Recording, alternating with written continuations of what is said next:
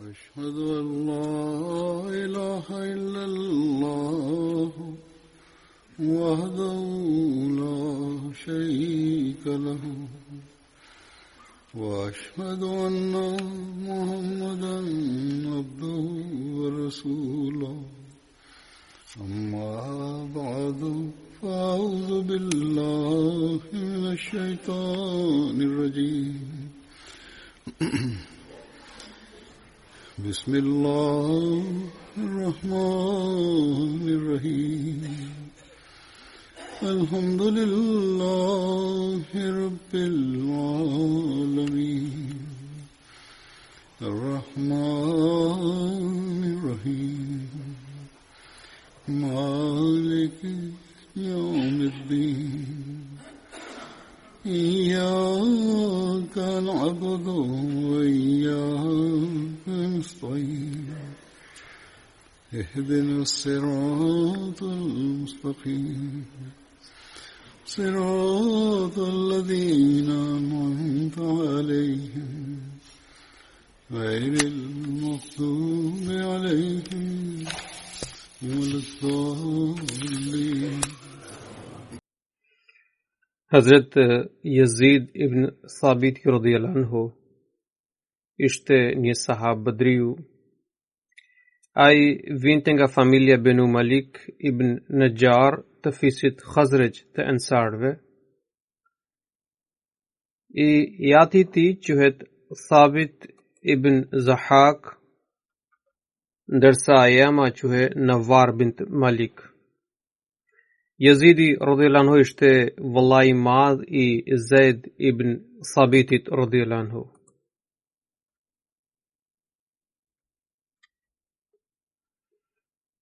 Yazid ibn Sabit radhiyallahu anhu ishte I martuar me Dubayya bint Sabit dhe ai kishte marrë pjesë në luftën e Bedrit dhe të Uhudit. Ai kishte rënë dëshmor në vitin 12 pas hijretit në luftën Yamama në periudhën e Abu Bekrit radhiyallahu anhu.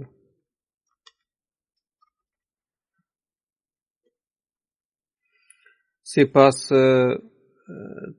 një transmetimi tjetër, ai ishte qelluar me shëgjet në fush betejë dhe kishte ndruar jetë gjatë kthimit.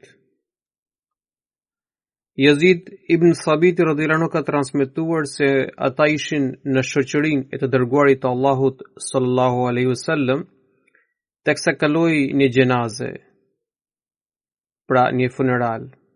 I dërguari I Allahut sallallahu alaihi wasallam u ngrit nga vendi dhe sahabët gjithashtu u ngritën duke ndjekur sjelljen e profetit sallallahu alaihi wasallam. Ata nuk u ulën derisa nuk kishte kaluar gjenazia. Kjo ngjarje është përmendur më hollësisht në një transmetim tjetër, po nga Yazid ibn Sabiti radhiyallahu anhu. Ai rëfen se ishte ndenjur me të dërguarin e Allahut sallallahu alaihi wasallam dhe sahabë të tjerë, ndërsa u shfaqën në gjenaze, sa I pa gjenazen, profeti sallallahu alaihi wasallam u ngrit nga vendi dhe sahabët gjithashtu brofën nga vendi dhe nuk u ulën derisa funerali ishte zhdukur plotësisht, pra ishte larguar plotësisht. Yazidi radhiyallahu anhu shton në këtë transmetim duke thënë, pasha Allahun nuk besoj se profeti alayhis salam ishte ngritur rastësisht për ndonjë qëllim tjetër. Ajo ishte gjenazja e një burri apo gruaje hebre. Ne gjithashtu nuk I pyetëm arsyen pse ishte ngritur nga vendi. Në një transmetim tjetër në Sunan Nisai, Yazid ibn Sabiti radhiyallahu anhu është transmetuar duke thënë që ata dolën bashkë me të dërguarin e Allahut sallallahu alaihi wasallam në varrezën Baqi. Profeti vuri re një varr të ri dhe pyeti kujt është ky varr. Të pranishmit I thanë se ishte varri I filanes, sklaves filan fisit. ajo kishte vdekur dije në mesditë. Nuk deshëm të ju prishnim gjumin e drekës. Atëherë i dërguari Allahut sallallahu alaihi wasallam u drejtua nga kibleja dhe porositi sahabët të vihen në rresht pas tij. Ai bëri tekbir 4 herë, pra udhëhoqi namazin e gjenazes pranë varrit. Dhe pastaj u drejtua sahabëve dhe tha: derisa jam në mesin tuaj, mos ndodh që dikush të ndrojë jetë dhe ju të mos më njoftoni. Pastaj tha: namazi im është mëshirë për të, do të thënë për të vdekurin. Po ashtu kjo transmetim është përmendur në Muslim dhe në Sunen Abu Daud, ndërsa në Ibn Majah gjendet me hollësi të tjera. Yazid, pra në Ibn Majah shënohet, Yazid ibn Thabiti radhiyallahu anhu ka thënë: ne bashkë me të dërguarin e Allahut sallallahu alaihi wasallam shkuam në varrezën Baqi. Ai vuri re një varr të riq dhe pyeti: kujt është ky varr? Ata thanë: ky është varri filanes, skllaves së filanit. Ai e njehu atë dhe pyeti: pse nuk më njoftuat për të? Të pranishmit thanë: ju po pushonit në drek, po ashtu ishit i agjërueshëm, nuk deshëm t'ju shqetësojmë. Ai u tha: mos bëni ndonjë veprim pa dijenin time. Derisa jam i gjallë në mesin tuaj, nuk duhet të ndodhë që dikush vdes dhe unë nuk kam ditur për të. Namazi im është mëshirë për të vdekurin. Pastaj ai ju afrua varrit dhe na porositi për të qëndruar në rreshta pas tij dhe recitoi 4 tekbire. Ebu Huraira radhiyallahu anhu ka transmetuar se një grua me ngjyrë shërbente si pastruese e xhamisë së profetit. Ajo ndroi jetë dhe i dërguari Allahut sallallahu alaihi wasallam nuk u njoftua për vdekjen e saj. Kur profeti sallallahu alaihi wasallam nuk e pa atë grua për disa ditë radhazi, ai e pyeti se çfarë kishte ndodhur asaj. Sahabët i thanë: o i dërguari Allahut, ajo ka ndruar jetë. Ai tha: pse nuk më lajmëruat? Ata ju përgjigjen duke treguar historinë e saj. Ai u tha: më tregoni varrin e saj. Ai shkoi te varri dhe fali namazin e gjenazes. Në Injazul Hajja, i cili është komentimi i veprës Sunan Ibn Majah, autori shkruan se rrëfimi i mësipërm i referohet një gruaje me ngjyrë e cila fshinte xhamin e profetit sallallahu alaihi wasallam. Sipas Imam Behkiut, ajo quhe Ummi Mihjan, ndërsa Ibn Menda e ka përmendur me emrin Kharqa dhe e ka cilësuar ndër sahabijat e profetit sallallahu alaihi wasallam. Ndoshta emri i saj ishte Kharqa, ndërsa Ummi Mihjan ishte Nofka, me të cilën ajo njihe. Sahabiu i radhës është Hazrat Muawidh ibn Amr ibn al-Jamuh radhiyallahu anhu. Muawidhi radhiyallahu anhu vinte nga familja Benu Jeshëm të fisit Khazraj të Ansarve. Babai i tij quhej Amr ibn Jamuh, ndërsa nëna e tij ishte Hind bin Amru. Muawidhi radhiyallahu anhu kishte marrë pjesë në luftën e Bedrit së bashku me 2 vëllezër të tij, Muadh dhe Khallat. Ai gjithashtu që i pranishëm në betejën e Uhudit. Babai i Muawidhit radhiyallahu anhu, Hazrat Amr ibn Jamuh radhiyallahu anhu, është i njëjti sahab të cilin djemtë e tij nuk e kishin lejuar të luftonte në Bedër, me që ishte i qallë dhe nuk ecte drejt. Këtë ngjarje ju kam rrëfyer më parë, prandaj këtu do t'i referohem asaj vetëm shkurtimisht.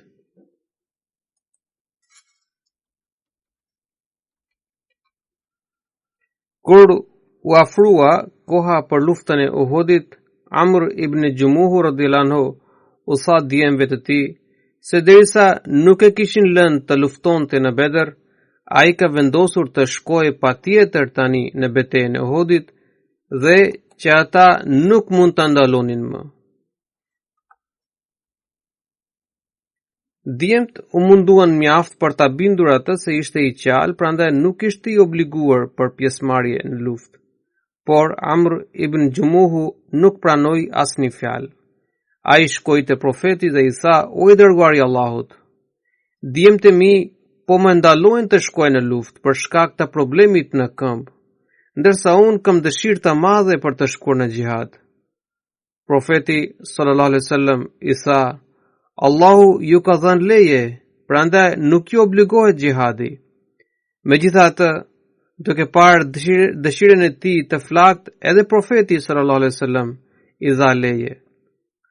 Amr ibn Jumuhu radhiyallahu anhu siguroi të gjitha mjetet e luftës dhe bëri këtë lutje: "O Allah, më mundëso të vdes dëshmor, mos më lër të kthehem disfat dhe i dështuar." Me të vërtet, Allahu ja plotësoi dëshirën dhe ai ra dëshmor në luftën e Uhudit. Pas rënies së tij si martir, gruaja e tij Hind vuri trupin e tij dhe të vllait të saj Abdullah ibn Amr mbi një kal. Më vonë këta të dy u varrosën në të njëjtin varr. Sipas një transmetimi, i dërguari i Allahut sallallahu alaihi wasallam kishte thënë se ai e kishte parë Amr ibn Jumuhun në xhenet duke ecur qallë. Sahabiu tjetër është Hazret Bishr ibn al-Bara al-Khazraji radhiyallahu anhu. Për Bishr ibn al-Bara përmenden dy referenca të ndryshme. Sipas njërit, ai kishte lidhje me familjen Banu Ubaid ibn Adi të fisit Khazraj të Ansarve, ndërsa sipas një burimi tjetër ai përkiste fisit Banu Selma. I ati i tij quhej Bara ibn Mar'ur, ndërsa e ama Khalida bint Qais. Babai i Bishrit, Bara ibn Mar'uri, ishte ndër 12 përfaqësues që ishin caktuar nga i dërguari i Allahut sallallahu alaihi wasallam. Hazret Bara radhiyallahu anhu ishte përfaqësues i fisit Banu Selma. Ai kishte ndruar jetë vetëm një muaj para se të mërgonte i dërguari i Allahut sallallahu alaihi wasallam në Medinë. Pas mbritjes, i dërguari i Allahut sallallahu alaihi wasallam ishte lutur te varri i tij dhe kishte udhëhequr namazin e xhenazes për të. Hazret Bishri radhiyallahu anhu kishte marrë pjesë në beslidhjen e dytë të Uqabas bashkë me baban e tij. Bishr ibn Bara radhiyallahu anhu konsiderohej si një prej shëgjetarëve më të shquar ndër sahabët e Profetit sallallahu alaihi wasallam. Kur Vakid ibn Abdullah radhiyallahu anhu mërgoi nga Mekka në Medinë, i dërguari i Allahut sallallahu alaihi wasallam vendosi lidhjen e tij vëllazërore me Bishr ibn Bara radhiyallahu anhu. Ai gjithashtu kishte marrë pjesë në luftën e Bedrit, Uhudit, Handekut, Khayberit, si dhe në marrëveshjen e Hudaybiyes. Abdurrahman ibn Auf radhiyallahu anhu transmeton se i dërguari i Allahut sallallahu alaihi wasallam ka thënë: "O Banu Nezele, kush është kryetari juaj?" Në disa transmetim, në vend të Banu Nezeles është përmendur Banu Selema. Ata u përgjigjen Gjeid ibn Qaisi. Ai pyeti: "Pse i pranoni si kryetar?" Ata u përgjigjen: Profeti sallallahu alaihi wasallam i pyeti se pse i pranonin si kryetar, dhe ata u përgjigjen se ne e kemi pranuar si kryetar se është më i pasur ndër të gjithë. Megjithatë, ne nuk e pëlqejmë atë se ka një tëmet të madhe, ai është tepër kopradze, i dorë shtrënguar. I dërguari i Allahut sallallahu alaihi wasallam tha: "A ka tëmet më të madhe se kopradësia?" Pra ai nuk ishte i denjë për të qenë kryetar, derisa ishte kopradh. Ata i pyeten: "O i dërguari i Allahut, atëherë kush duhet të jetë prisi ynë?" Profeti sallallahu alaihi wasallam u tha, Bishr ibn Bara ibn Maruri është kryetari juaj. Në një hadith transmetohet se i dërguari i Allahut sallallahu alaihi wasallam kishte thënë, kryetari juaj është Bishr ibn Bara ibn Maruri, i bardh me flokë kaçurele. Bishr ibn Bara radhiyallahu anhu ishte martuar me Qubejsa bint Sejfi dhe nga kjo martesë u lindi një vajzë me emrin Alia. Bashortja e tij Qubejsa kishte gjithashtu pranuar Islamin duke bërë bet me të dërguarin e Allahut sallallahu alaihi wasallam.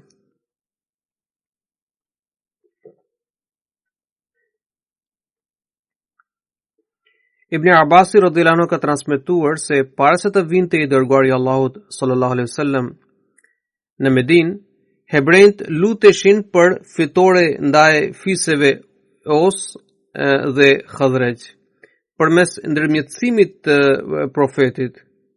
Pra, ata luteshin për fitore në emër të atij profeti të madh i cili prite të shfaqe. Megjithatë, kur Zoti e dërgoi këtë profet në mesin e popullit arab, ata dolën mohues dhe kundërshtuan atë që vetë kishin predikuar deri tani. Pra, për ardhjen e të cilit kishin predikuar deri tani.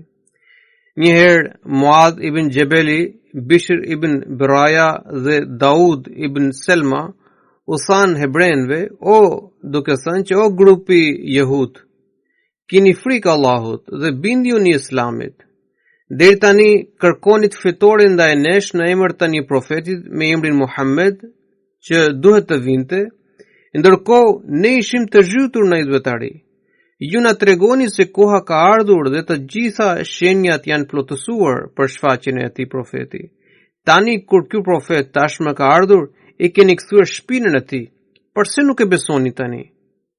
Salman ibn Mushkem ishte kryetari i fisit Banu Nadhir të hebrejve, si dhe ishte përgjegjës i arkës së tyre. Ai ishte bashkëshorti i Zeneb bint Harithit, pra gruaja e cila në luftën e Khayberit i kishte shtruar profetit sallallahu alaihi wasallam mish të helmuar në një gosti. Pra Salam ibn Mushkemi po dëgjon të këto fjalë, ai u përgjigj sahabëve që ai nuk është absolutisht ai profet për të cilin ju kishim folur. Po ashtu ato shenja që pretendon ai për vërtetësinë e tij, ne nuk i njohim ato. Atëherë Allahu shpalli këtë ajet kuranor. وَلَمَّا جَاءَهُمْ كِتَابٌ مِنْ عِنْدِ اللَّهِ مُصَدِّقٌ لِمَا مَعَهُمْ وَكَانُوا مِنْ قَبْلُ يَسْتَفْتِحُونَ عَلَى الَّذِينَ كَفَرُوا فَلَمَّا جَاءَهُمْ مَا عَرَفُوا كَفَرُوا بِهِ فَلَعْنَةُ اللَّهِ عَلَى الْكَافِرِينَ. Dhe kur u erdhi prej Allahut një libër, vërtetuesi i atij, mësimi që ata e kishin, ndonse deri më parë ata luteshin për ndihmë kundër mohuesve. Pra, kur u erdhi ai që ata e njihnin, e mohuan. Mallkimi i Allahut qoftë mbi mohuesit. Sura Al-Bekare, ajeti 90. Zubair ibn Awami radhiyallahu anhu ka transmetuar se kur ndryshoi kryekëput situata në luftën e Uhudit, unë gjendesha pranë të dërguarit të Allahut sallallahu alaihi wasallam. Ne të gjithë ishim të befasuar me mendje të hallakatur, ishim të tronditur dhe të friksuar. Në këtë gjendje të rrezikshme, Zoti na zbriti një përgjumje dhe një dremitje të ëmbël.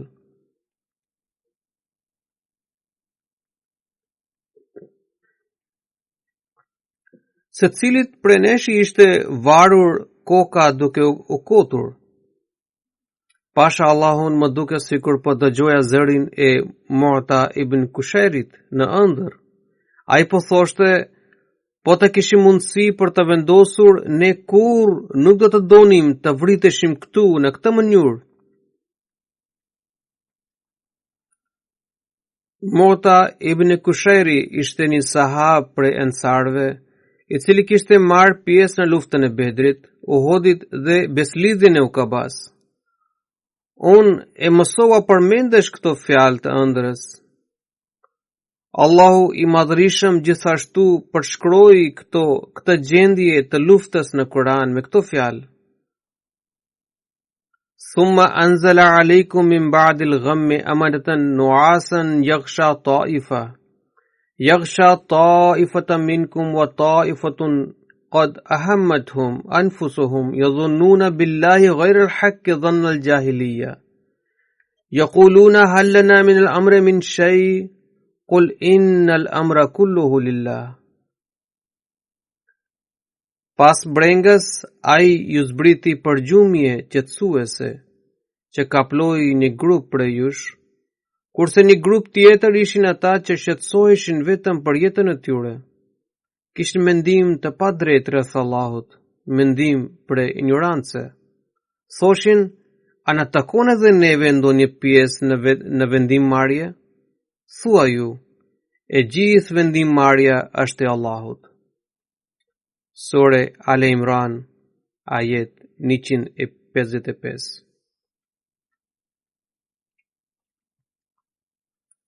Ka'b ibn Amr al-Ansariu radhiyallahu anhu ka transmetuar se në luftën e Uhudit unë së bashku me 14 luftatar të fisit tim gjendesha pranë të dërguarit të Allahut sallallahu alaihi wasallam.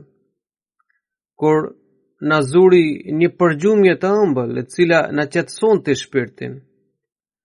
Edhe pse ndodheshim në mes të fushbetejës, ajo përgjumje na qetësonte zemrat.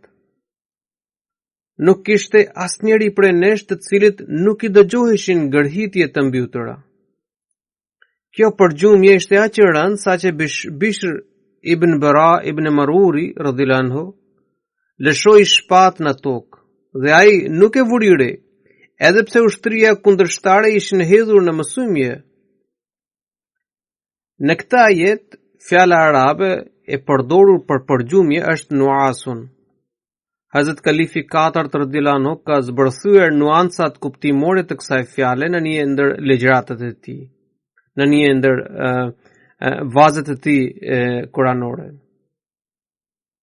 Fjala amanatan nuasan përmban disa kuptime, por mund të themi në mënyrë të përmbledhur se ajo nënkupton atë gjendje qetësie dhe prehjeje pas një pikëllimi të thellë që mund të përkufizohet si gjumë. Pra, Zoti u zbriti një përgjumje të tillë që përmbante qetësi dhe paqe. Ndonse fjala nuasan gjithashtu nënkupton atë gjendje kur koka njeriut varet e ndenjur dhe merr një sy gjumë. Por këtu bëhet fjalë për atë gjendje të ndërmjetme që ekziston midis gjumit dhe zimit. Para se të bjerë në gjumë, njeriu e zën një gjendje kalimtare në të cilën të gjitha gjymtyrët gjejnë qetësi dhe prehje.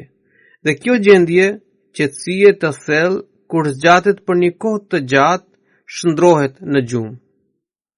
Nëse njeriu ecë në rrugë në këtë gjendje, ai nuk rrëzohet, por para se të hasë ndonjë pengesë, bëhet I vetëdijshëm dhe I shmanget asaj.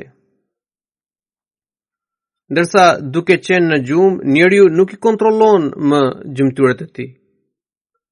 Ndoshta Bishr ibn Biran radhiyallahu anhu e kishte kapluar ky lloj gjumi I thellë. Megjithatë, ishte një gjendje qetësuese që I zbriti atij Allahu në fushbeteje. Në këtë gjendje, atij I ishte lehtësuar kapja e shpatës, e cila rrjedhimisht u rrëzua për tokë. Prap se prap, njeriu më njëherë I kthehet vetdia dhe ai zgjohet për njëherë. Allahu I madhërisëm në këtë ajet ka përshkruar atë gjendje prehjeje dhe qetësie që I ngjante gjumit. Por nuk ishte I thellë si gjumi, që njerëzit të mos kishin kontroll mbi gjymtyrët e tyre, pra të mos ishin në vetvete. Pra kjo gjendje u jepte prehje, por nuk apriste forcat, nuk I pengonte kontrollin e tyre mbi gjymtyrët dhe mbi forcën e tyre. Në Buhari Abu Talha radhiyallahu anhu ka transmetuar se në ditën e Uhudit na kishte zënë një përgjumje e tillë saqë shpata gati më rrëzohej nga dora, ndërsa unë vazhdimisht e shtrëngoja më fort. Ky hadith gjithashtu hedh dritë se ajo gjendje nuk i përngjante gjumit të thellë, që mjetet dhe armët u binin nga dora apo ata vetë të rrëzoheshin për dhe. I kishte zënë një gjendje përgjumje, megjithatë, ata ishin të vetëdijshëm. E kishin mbajtur mjetet e tyre me kujdes dhe nuk i linin të lëshoheshin nga duart. Duket se kjo gjendje kishte ekzistuar për një kohë të gjatë.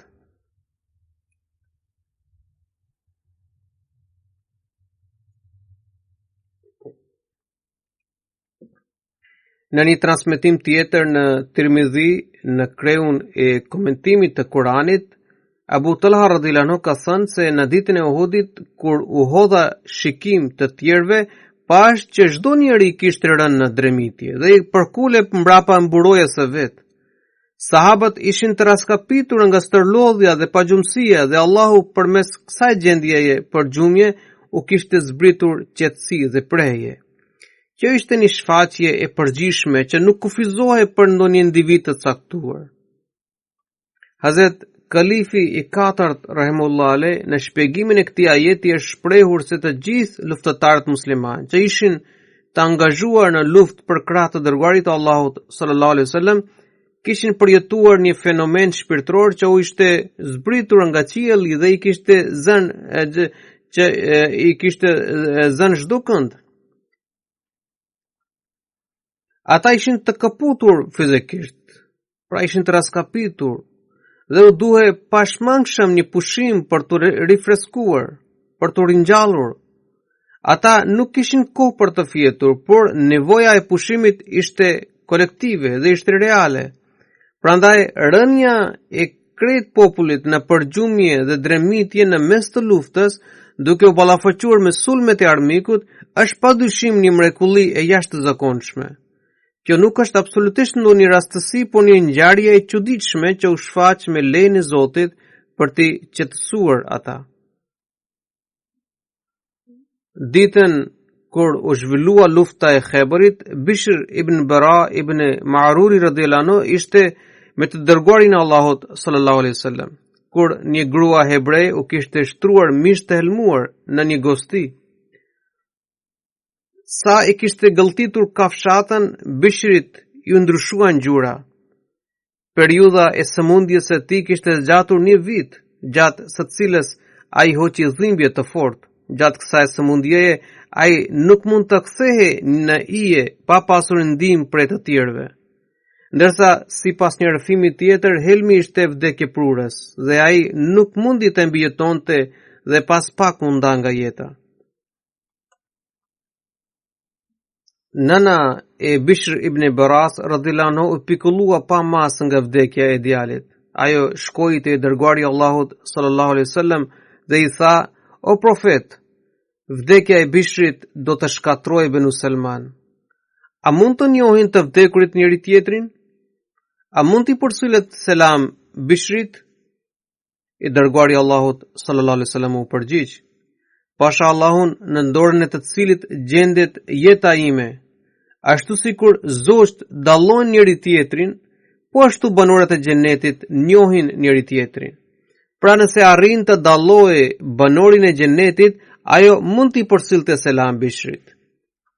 Në një transmetim shtohen edhe këto fjalë që kur dikush nga Banu Selma gjende në shtratin e vdekjes, nëna e Bishrit e takonte dhe i thoshte: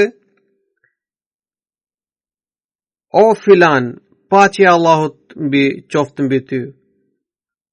Ai i përgjigje: "Qoftë edhe mbi ty." Pastaj nëna e Bishrit radhiyallahu anhu i thoshte: "Përcjell selamin tim Bishrit." Pra ajo i jepte këtë porosi çdo kujt nga fisi i Banu Selma që ishte në prag të vdekjes. Nga pyetja e saj se a mund të njohin të vdekurit njëri tjetrin, kuptohet se ajo ishte pikëlluar nga ndarja e djalit, prandaj donte t'i përsillte selam dhe përshëndetje nëpërmjet njerëzve që ishin në prag të vdekjes. Sipas një transmetimi, motra e Bishrit e takoi të dërguarin e Allahut sallallahu alaihi wasallam në sëmundjen e tij, pra në sëmundjen në të cilën profeti sallallahu alaihi wasallam kishte ndruar jetë. Profeti sallallahu alaihi wasallam i tha: "Unë i ndjej sikur po më priten venat për shkak të kafshatës që kisha ngrënë me vëllain tënd në Khaybar." Hazrat Kalifi Dyut radhiyallahu anhu gjithashtu ka komentuar këtë ngjarje, ai shkruan: "Një grua hebre i pyeti sahabët e profetit sallallahu alaihi wasallam se cila pjesë e mishit i pëlqente profetit më së shumti. Sahabët i treguan që profeti sallallahu alaihi wasallam hante me kënaqësi mishin e shpatullës. Ajo theri një kec dhe poqi ca qebap mbi gur dhe më pas i përzjeu me helm, sidomos pjesët e shpatullës, për të cilin sahabët i kishin thënë që profeti e pëlqente. Pas perëndimit të diellit, pas faljes së mbrëmjes, kur profeti sallallahu alaihi wasallam u kthye te tenda e tij, pa që një grua qëndronte ulur aty. Me se mund të ndihmoj, e pyeti profeti sallallahu alaihi wasallam. O Ebul Qasim, të kam sjell një dhuratë, u përgjigj ajo. Profeti sallallahu alaihi wasallam porositi një sahab që ishte aty që t'i pranonte gjërat që kishte sjell ajo. Kur profeti sallallahu alaihi wasallam u ul në sofër për të ngrënë darkë bashkë me ushqimet e tjera, kishte edhe mish keci të pjekur. Profeti sallallahu alaihi wasallam mori një kafshat prej mishit, pastaj sahabi i tij Bashir ibn al-Barau ibn al-Meruri gjithashtu hëngri një copë nga ai. Në librat e historisë, emri i Bishr ibn al-Barau radhiyallahu anhu është përmendur si Bashir ibn al-Bara. Prandaj Kalifi i dyut radhiyallahu anhu ka shënuar emrin Bashir ibn al-Bara, i cili i referohe Bishr ibn al-Barau radhiyallahu anhu. Ai shkruan: "Kur edhe sahabët e tjerë që të pranishëm zgjatën duar për të marrë mishin e pjekur, profeti sallallahu alaihi wasallam sa kaq tha: Mos e hani, sepse kjo shpatulle më tha që mishi është i helmuar." Kjo është një shprehje arabe, kjo nuk do të thotë se profeti alayhis salam kishte marrë ndonjë shpallje, ai në fakt kishte zbuluar se mishi ishte i helmuar. Shpatulla nuk kishte folur asgjë, përveç se profeti sallallahu alaihi wasallam kishte diktuar më njëherë se mishi kishte helm. Fjalia pasardhëse e shtjellon këtë dyshim. Edhe në Kur'anin famlar përmendet një ngjarje nga jeta e Musait alayhis salam dhe përshkruhet për një mur i cili donte të shembe. Kjo shprehje nënkupton që murit i ishin shfaqur shenjat e shembjes. Prandaj kjo shprehje arabe është përdorur në të njëjtin kuptim. Ai rrëfen këtë ngjarje më te.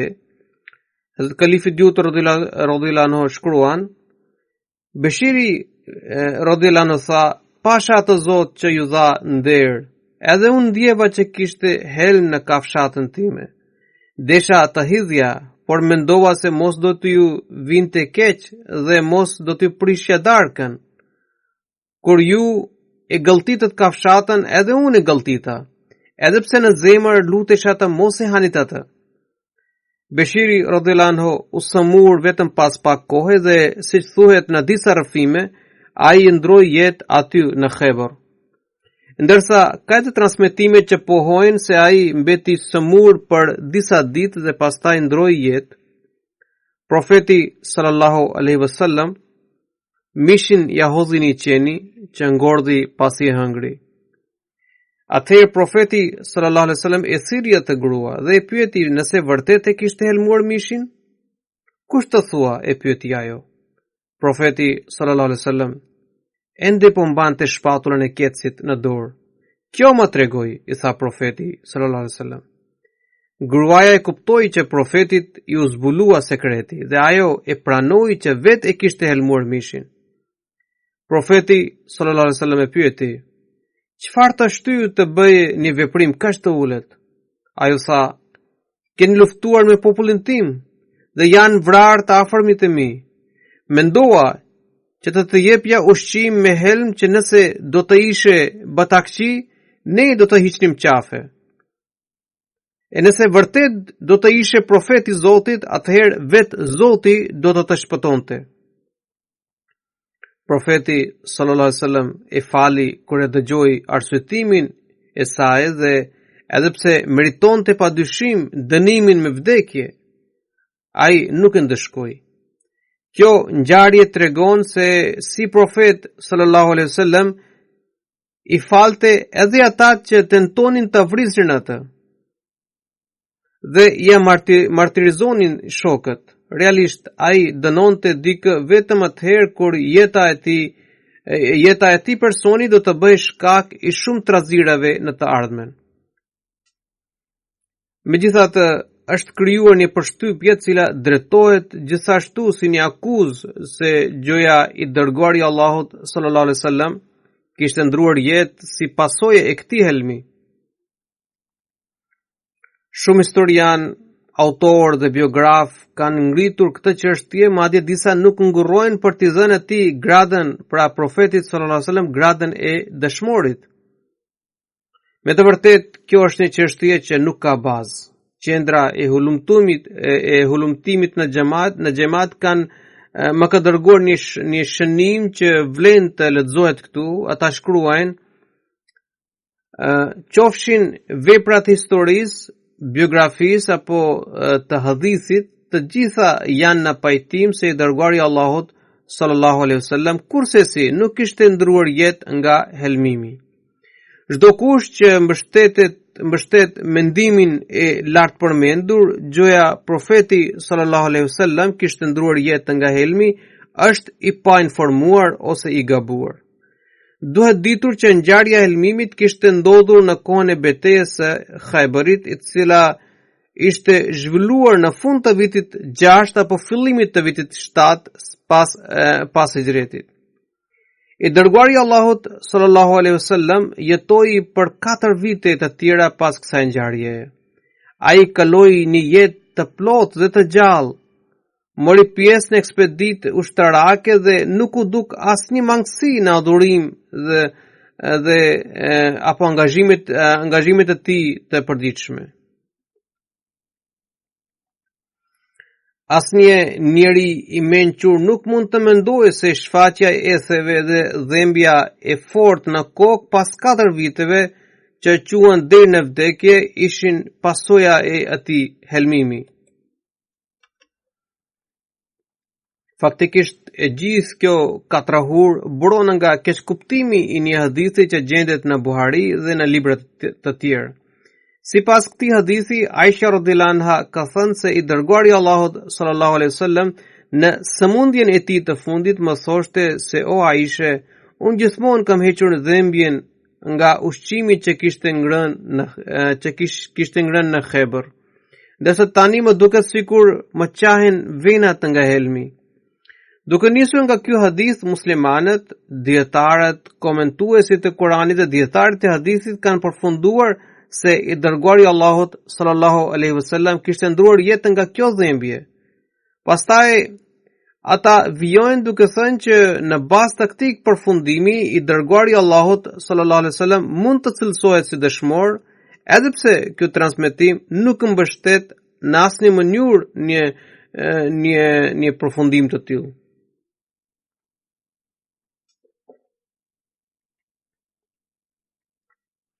Në këtë hadith përmendet vetëm për dhembjen trupore që kishte hequr i dërguari i Allahut sallallahu alaihi wasallam gjatë sëmundjes së tij. Se të gjithë e dinë se në situata të caktuara, sëmundje, dhimbje apo plagë të vjetra rishfaqen veten.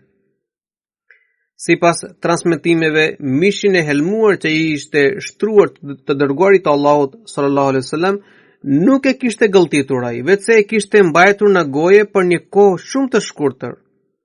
po të pranohet se ai e kishte gëlltitur mishin, prap jeta e tij e gjallë dhe aktive e përgënjeshtron tezën se kishte vdekur ai nga helmimi.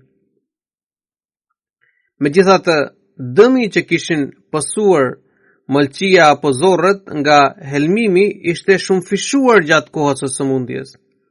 Ati gjithashtu ishte shfaqur një plagë në fyt, e cila e mundonte nga njëherë gjatë kapërsimit të ushqimit. Kjo ngjarje është ruajtur hollësisht në librat e haditheve. Sipas fjalëve të hadithit, i dërguari i Allahut sallallahu alaihi wasallam kishte diktuar se mishi kishte helm, prandaj ai kishte ndaluar sahabët nga ngrënia dhe thirrja të grua, e cila tregoi se po të ishte një i dërguari i vërtet prej Zotit, ai do të shpëtonte, ndryshe ata do të hiqnin qafe për tij. Hadithet gjithashtu tregojnë se i dërguari i Allahut sallallahu alaihi wasallam kishte shpëtuar këtë atentat, madje sipas rrëfimeve ajo grua kishte pranuar Islamin. Pra, derisa hebrejt dëshmojnë se i dërguari i Allahut sallallahu alaihi wasallam kishte shpëtuar këtë atentat dhe e quajnë këtë ngjarje një mrekulli, është absurde të pranohet ky mendim se gjoja ai kishte ndruar jetën nga helmimi. Inshallah, ngjarje të tjera do të trajtohen gjatë ditëve në vazhdim. Tani kam për të udhëhequr 2 gjenaze pas namazit të xumas për 2 të ndjerë. Gjenazja e parë i përket të ndjerit Nasir Ahmed Sahib, i cili ishte djali i Ali Muhammad Sahib nga Rajanpuri, i cili ka ndruar jetë më 21 nëntor 2019 në moshën 63 vjeçare. Inna lillahi wa inna ilaihi raji'un. Në familjen e tij, Ahmediati kishte hyrë nëpërmjet stërgjyshit të tij Muhammadin Sahib. Ai jetonte në Zira në krahin Firozpur dhe vllajti Alai Ilahi Bakhsh Sahib kishte pranuar xhamatin në vitin 1907 nëpërmjet letrës dhe pra nëpërmjet shkrimit, ndërsa në vitin 1908 në Gjelsa Sarana Kadian ai kishte bërë bet në dorën e kalifit të parë radhiyallahu anhu. Pra i ndjeri Nasir Ahmed Sahib kishte shërbyer si zvendes amir i krahinës dhe përveç kësaj kishte shërbyer edhe si zvendes Zaim Ansarullah dhe presidenti i xhamatit. Ishte i kujdesshëm dhe i përpik në namazet e 5 vakteve, ata jetonin në familje të përbashkët, ai vazhdimisht u bënte thirrje vëllezërve nëpër dhe mbesave për namaz, pra i zgjonte për namaz dhe u bënte porosi. Jetonin një pallat të madh, prandaj sylle rreth pallatit në kohën e namazit të sabahut edhe i zgjonte për namaz. Vazhdimisht recitonte Kur'anin edhe madje interesohej lidhur me Kur'anin nga për leximin e Kur'anit nga fëmijët edhe u bënte porosi për të recituar Kur'anin vazhdimisht. Ai studionte dhe librat e Mesihut të premtuar alayhi salam dhe sigurisht bënte porosi edhe të tjerëve për këtë. Dëgjonte fjalimin e hutbes edhe mëtaan, po kështu edhe siguronte që të gjithë banorët e pallatit e kanë dëgjuar fjalimin e xumas. Pavarësisht nga kundërshtimi i ashpër, nuk humbte asnjë shans për tabligh. Edhe pse banorët, edhe pse familjarët e ndalonin nga tablighu, ai vazhdimisht thoshte se si të përgjigjen para Zotit, që në qoftë se nuk i kam përcjell mesazhin e Mesihut të premtuar alayhi salam të tjerëve. Ai kishte bërë testament, ka lënë përveç bashortes, ka lënë një vajzë dhe 3 djem. Një ndër djemtë e tij, Khalid Ahmed Sahib, është misionari i xhamatit, është imam i xhamatit i cili po shërben në Afrikën perëndimore. Për këtë, duke shërbyer në xhamat, ai nuk ka pati mundësi për të marrë pjesë në xhenazën e babait, prandaj unë po udhëheq namazën e xhenazës së tij. Allahu i lartësoft shkallët e të ndjerit në xhennet. Gjenaze dyuti përket Ataul Karim Mubashir sahibit, djalit Mia Alladita sahib, I cili ishte nga origjina I përkiste kirtu krahinës Sheikhupura, ndërsa tani për momentin jetonte në Kanada. Ai ka ndruar jetë në moshën 75 vjeçare, duke me datën 13 nëntor ka ndruar jetë. Inna lillahi wa inna ilaihi rajiun. Në familjen e tij Ahmediati kishte hyrë nëpërmjet babait të tij Mia Alladita sahib, edhe ai kishte bërë bejt në vitin 1934 në dorën e kalifit të dytë radhiyallahu anhu. Ai shërbeu në xhamat sikur kishte dedikuar jetë, edhe tërë jetën bëri tabligh, edhe shumë familje kishin pranuar xhamatin nëpërmjet tij. Në vitin 2007 ai deri në vitin 2007 kishte shërbuar në Pakistan në pozicione të ndryshme, ndërsa në 2007 ai u vendos në Kanada, edhe shërbente si sekretari I botimit në xhamatin e tij. Për shkak të një sëmundje në mushkëri kishte vendosur doktorët mjekët I kishin vendosur aparatin e oksigjenit që qëndronte gjithmonë me të. Megjithatë ai vinte rregullisht në xhami për të falur namazin, edhe përballoi me durim dhe me vetëpërmbajtje, me kuraje sëmundjen e tij. Kishte një lidhje dashurie dhe besnikërie ndaj kalifatit dhe respektonte sistemin e xhamatit. Ai ishte shumë I zgjuar, kishte një mendim të qartë, ishte I pastër nga zemra, dhe çdo njeri nga familja e tij ka shprehur që kishte një lidhje të thellë personale me çdo antar të familjes. Ai nuk ankohej kundër askujt dhe me çdo kënd kishte një lidhje të sinqertë, miqësore. Përveç bashortes së tij ka lënë 2 vajza dhe 2 djem. Allahu I lartësoft shkallët në xhennet. Ai ishte vëllai më I madh I poetit të xhamatit Abdul Karim Qudsi. Allahu I lartësoft shkallët në xhennet.